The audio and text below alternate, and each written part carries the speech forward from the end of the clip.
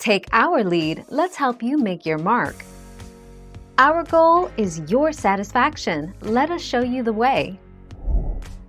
How to fix a leaking AC unit. A step-by-step guide. Locate the PVC pipe near air handler's drain pan. Unscrew the cap and pour about 6 ounces of vinegar down the drain. Locate outdoor condensate drain line. Connect wet-dry vacuum and turn on 3. Clogged air filter. Look for frozen coils.